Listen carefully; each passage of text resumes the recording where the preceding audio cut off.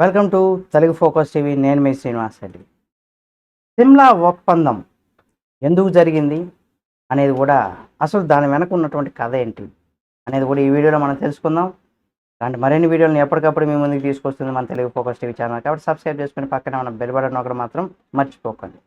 ఇక జమ్మూ కాశ్మీర్లో పహల్గామ్లోని ఉగ్ర దాడి సందర్భంగా 26 మంది మృతి చెందిన విషయం మనందరికీ తెలిసిందే. ఇటువంటి నేపథ్యంలో పాకిస్తాన్ విషయంలో భారత్ పలు కీలకమైనటువంటి నిర్ణయాలు కూడా తీసుకుంది. ఈ నేపథ్యంలో పాకిస్తాన్ సైన్యం స్పందించింది కూడా. భారత్ పాకిస్తాన్ మధ్య జరిగినటువంటి సిమ్లా ఒప్పందాన్ని రద్దు చేస్తున్నట్టు కూడా ప్రకటించింది. అసలు సిమ్లా ఒప్పందం ఎందుకు జరిగింది, ఎప్పుడు జరిగింది, ఈ ఒప్పందం వెనుక ఎవరు సంతకాలు చేశారు, ఈ ఒప్పందానికి రెండు దేశాలు కట్టుబడి ఉన్నాయా లేక ఉల్లంఘించినటువంటి సందర్భాలు ఏమన్నా ఉన్నాయా అనే విషయాలు కూడా ఈసారి మనం ఈ వీడియోలో తెలుసుకుందాం. అయితే ఇక్కడ ఇందిరాగాంధీ భుట్టో మధ్య ఒప్పందం జరిగిందట. అయితే 1971లో భారత్ పాకిస్తాన్ మధ్య యుద్ధం జరిగింది. ఈ నేపథ్యంలో ఇరు దేశాల మధ్య శాంతి నెలకొల్పే లక్ష్యంగా 1972లో సిమ్లా ఒప్పందం జరిగింది. ఇది 1972 జూలై 2వ తేదీన హిమాచల్ ప్రదేశ్ రాజధాని సిమ్లాలో భారత ప్రధాని ఇందిరాగాంధీ, పాకిస్తాన్ అధ్యక్షుడు జుల్ఫికర్ ఆలీ భుట్టో మధ్య జరగడంతో ఈ ఒప్పందం పైన వీరిద్దరు సంతకాలు చేశారు. ఈ ఒప్పందం ఆగస్టు 4వ తేదీ నుంచి కూడా అమల్లోకి వచ్చింది. ఇక ఇక్కడ మూడో పక్షం జోక్యం చేసుకుందనమాట దీనికి సంబంధించి. అంటే ఈ ఒప్పందం ప్రకారం ఇరు దేశాల మధ్య ఏమైనా వివాదాలు తలెత్తితే శాంతియుతంగా ద్వైపాక్షిక చర్చల ద్వారా పరిష్కరించుకోవాలని కూడా స్పష్టం చేసింది. అయితే మూడో పక్షం జోక్యం ఉండకూడదని కూడా పేర్కొంది. అలాగే ఈ ఒప్పందం ప్రకారం 1971 నాటి కాల్పుల విరమణ కావచ్చు, నియంత్రణ రేఖ అంటే దానికి సంబంధించి గుర్తించి దానిని ఏకపక్షంగా మార్చరాదని ఇరు దేశాలు అంగీకరించాయి. ఐక్యరాజ్య సమితి చార్టర్ సూత్రాలను కూడా అనుగుణంగా వ్యవహరించాలని కూడా, పరస్పర ప్రాదేశిక సమగ్రతను, పౌర సార్వభౌమత్వాన్ని గౌరవించాలని కూడా ఈ ఒప్పందంలో చాలా స్పష్టంగా చెప్పడం జరిగింది.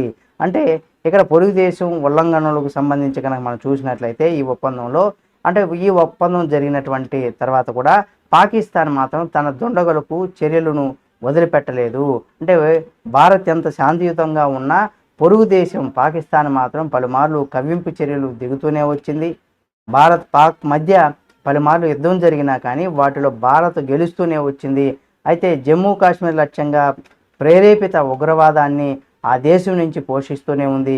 ఇది ఇక గతం అంటే కాంగ్రెస్ ప్రభుత్వం హయాంలో జమ్మూ కాశ్మీర్లో బాంబు పేలుళ్ళు, కాల్పులు తరచుగా జరిగేవి. కానీ కేంద్రంలో ప్రస్తుతం ఎన్డీఏ సర్కారు కొలువు తీరినటువంటి అనంతరం ఈ ఘటనలు చాలా వరకు తగ్గాయని కూడా చెప్పుకోవచ్చు.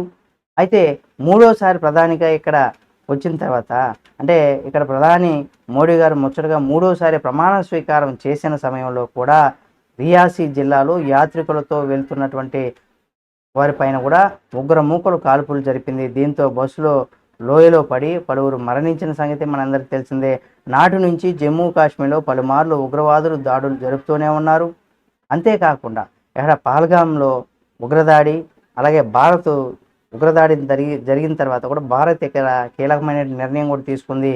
అంటే ఏప్రిల్ 22వ తేదీన అనంతనాగ్ జిల్లాలో పహల్గామ్లో ఉగ్రవాదులు కాల్పులకు తెగబడ్డారు. ఈ ఘటనలో 26 మంది మరణించారు. ఈ విషయాన్ని భారత్ తీవ్రంగా పరిగణించింది. ఈ క్రమంలో పాకిస్తాన్తో చేసుకున్నటువంటి సింధు జలాల ఒప్పందాన్ని కూడా నిలిపివేసింది. అలాగే ఢిల్లీలోని పాక్ దౌత్యవేత్త దేశం విడిచి వెళ్లాలంటూ కూడా ఆదేశించింది. పాక్ పౌరులకు జారీ చేసినటువంటి వీసాలు ఏప్రిల్ 27వ తేదీలోపు వరకు మాత్రమే అమల్లో ఉంటాయని, ఆ తర్వాత రద్దు చేస్తామని కూడా భారత్ అయితే ప్రకటించింది. ఇలా పాకిస్తాన్ పైన భారత్ కీలకమైనటువంటి నిర్ణయం కూడా తీసుకుంది.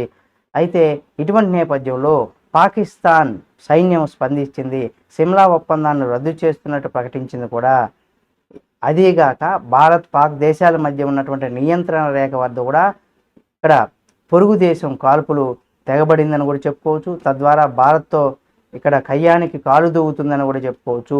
ఈ విధంగా గతంలో చేసుకున్నటువంటి సిమ్లా ఒప్పందాన్ని పాక్ ఏనాడు గౌరవించలేదని కూడా ఆ దేశ చర్యలు పరిశీలిస్తే ఇట్టే మనకు అర్థమైపోతుంది. అయితే ఇప్పుడు ఎట్టకేలకు పాకిస్తాన్లో లోకల్గా అక్కడ ఉన్నటువంటి తాలిబాన్లకు కావచ్చు, అక్కడ అధికారాన్ని కాపాడుకోవడం కోసం అక్కడ ఉన్నటువంటి నేతలు చేస్తున్నటువంటి ఒక దీనికి మధ్య అంటే ఆ పాకిస్తాన్లో జరుగుతున్నటువంటి అనేక విషయాలు ప్రభుత్వం పైన కూడా పాక్ ప్రజల్లో కొంత వ్యతిరేకత ఉంది. ఆ వ్యతిరేకతను తగ్గించుకోవడం కోసం అలాగే తాలిబాన్లు తీవ్రవాదులను కూడా పెంచి పోషిస్తున్నటువంటి పాకిస్తాన్ చివరికి ఇక్కడ ప్రజలను దృష్టి మళ్లించడానికే ఇక్కడ యుద్ధం పేరుతో ఇటువంటి వాటికి పాల్పడిందని కూడా చెప్పుకోవచ్చు. ఈ వీడియో మీకు నచ్చితే లైక్ చేయండి. మరిన్ని వీడియోల కోసం మన Telugu focus TV channel subscribe చేసుకొని పక్కన ఉన్న బెల్ బటన్ నొక్కడం మాత్రం మర్చిపోకండి.